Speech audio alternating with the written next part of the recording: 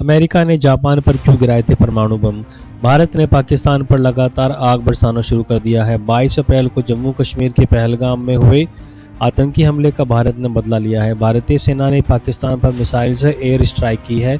इसमें भारतीय सेना ने पाकिस्तान में आतंकियों के 9 ठिकानों पर मिसाइल से हमला किया है। आतंकियों पर किए इस ऑपरेशन का नाम भारतीय सेना ने ऑपरेशन सिंदूर रखा है। इस ऑपरेशन में भारतीय वायुसेना की तरफ से हैमर, स्कैल्प मिसाइलें और राफेल का यूज़ किया गया है। इसके अलावा बताया जा रहा है कि भारत ने पाकिस्तान के एयर डिफेंस सिस्टम HQ-9 को तबाह कर दिया है। इसके बाद दोनों देशों के बीच युद्ध की खबरें तेज हो गई हैं। वहीं भारत और पाकिस्तान दोनों ही देशों के पास परमाणु शक्ति भी है।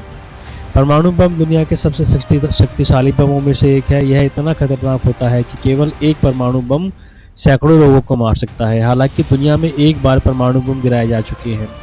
यह बस अमेरिका ने जापान पर गिराए थे। ऐसे में चलिए हम इस बारे में बताते हैं कि अमेरिका ने जापान पर क्यों गिराए थे परमाणु बम। अमेरिका ने जापान पर गिराए थे परमाणु बम। ये बात है 1945 की, जब हालात बहुत बिगड़ चुके थे।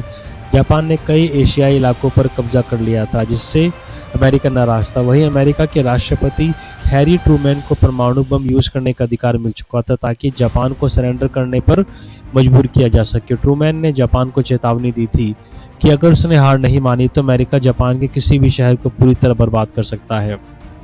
जब जापान नहीं झुका तो अमेरिका ने परमाणु बम गिराने का फैसला किया। इसके बाद जापानी सेना ने पीछे हटना शुरू कर दिया और एक हफ्ते के अंदर जापान ने अमेरिका समेत बाकी सभी मित्र देशों के सामने सरेंडर कर दिया। परमाणु बम 1945 में जापानी शहर हिरोशिमा और नागासाकी पर गिराए गए थे। 1945 के अंत तक परमाणु बमबारी ने हिरोशिमा में करीब 1,40,000 लोगों और नागासाकी में 74,000 लोग मारे गए थे।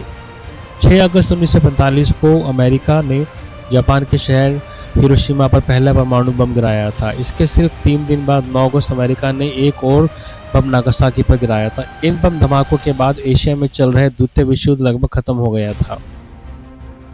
अमेरिका और जापान की लड़ाई 1942 से ही अमेरिका और जापान के शहरों पर बमबारी कर रहा था। मार्च 1945 में टोक्यो पर एक बड़ा हमला हुआ, जिसमें 80,000 लोग मारे गए, लेकिन फिर भी जापान ने हार नहीं मानी। जिसके बाद अमेरिका को लगा कि सिर्फ बमबारी से जापान सरेंडर नहीं करेगा। इसके बाद इवो जिमा और ओकानोवा की लड़ाइयों में हज़ारों अमेरिकी सैनिक मारे गए थे, जिससे अमेरिका का मानना था कि जापान पर ज़मीनी हमला भी आसान नहीं है।